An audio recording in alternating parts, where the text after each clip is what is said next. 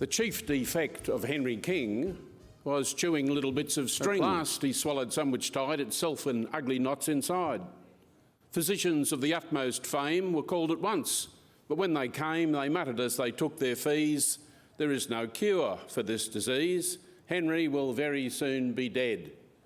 His parents gathered round his bed, lamenting his untimely death, when Henry, with his latest breath, cried, "Oh, my friends, be ruled by me that breakfast, dinner, lunch and tea are all the human frame requires."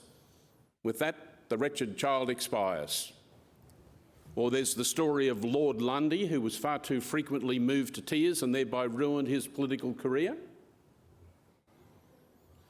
Lord Lundy, from his earliest years, was far too freely moved to tears.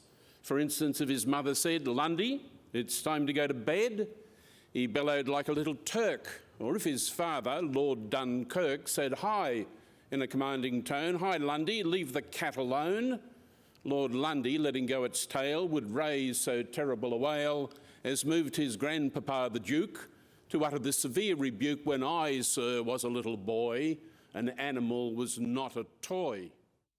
His father's eldest sister, who was married to a parvenu, confided to her husband, "Drat the miserable peevish brat, why don't they drown the little beast?" Suggestions which, to say the least, are not what we expect to hear from daughters of an English peer.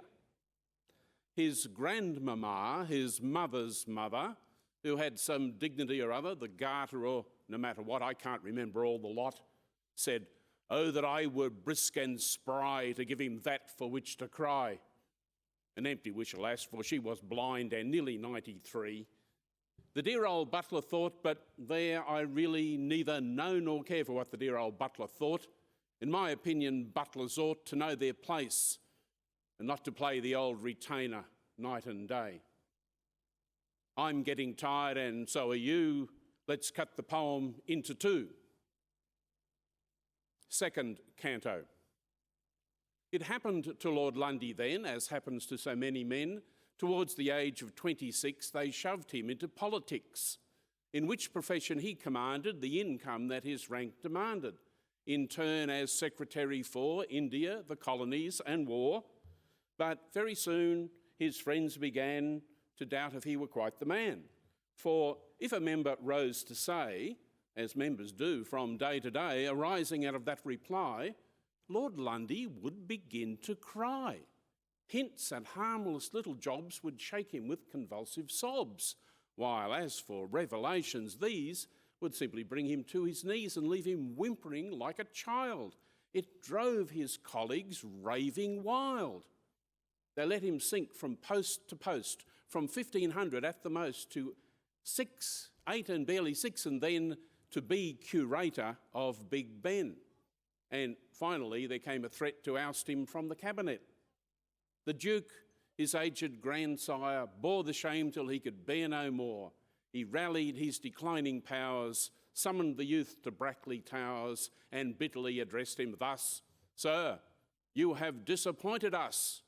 We had intended you to be the next Prime Minister but three. The stocks were sold, the press was squared, the middle class was quite prepared. But as it is, my language fails. Go out and govern New South Wales." With that, the aged patriot groaned and died, and gracious, how Lord Lundy cried. Well, there is the story of John, who lost an immense fortune through throwing stones.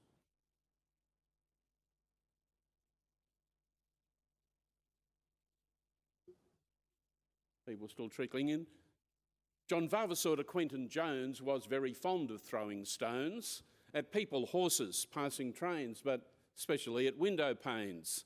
Like many of the upper class, he loved the sound of broken glass. It bucked him up, it made him gay, it was his chiefest form of play. But this amusement cost him dear, my listeners, as you now shall hear. John Vavasor de Quentin had an uncle who adored the lad. He often chuckled, "Wait until you see what's left you in my will." Nor were these words without import, because this uncle did a sort of something in the city which had made him fabulously rich, although his brother, John's papa, was poor, as many fathers are. He had a lot of stocks and shares and half a street in Buenos Aires, a bank in Rio, and a line of steamers to the Argentine, and options more than I can tell, and bits of Canada as well. He even had a mortgage on the house inhabited by John. His will, the cause of all the fuss, was carefully indited thus: I do bequeath, devise and give, by execution mandative, the whole amount of what I've got. It comes to a tremendous lot, in season to devolve upon my well-beloved nephew John. And here the witnesses will sign their names upon the dotted line. As time went by, declining health transmogrified this man of wealth, and it was excellently clear that Uncle Bill's demise was near. At last, his sole idea of fun was sitting snoozling in the sun. So once, when he would take the air, they wheeled him in his patent chair. By they, I mean his nurse who came from Dorchester upon the Thame. Miss Charming was the nurse's name, to where beside a little wood a long abandoned greenhouse stood, and there he sank into a doze of senile and inept repose. But not for long his drowsy ease. A stone came whizzing through the trees and caught him smartly in the eye. He rose with an appalling cry and shrieked in agonising tones, "O Lord, whoever's throwing stones?" Said Miss Charming, who was standing near, "That was Master John, I fear. Go fetch my inkwell and my quill, my blotter and my famous will." Miss Charming flew as though on wings to fetch these necessary things, and Uncle William drew his pen through well-beloved John, and then proceeded in the place of same to substitute Miss Charming's name, who now resides in Portman Square and is accepted everywhere.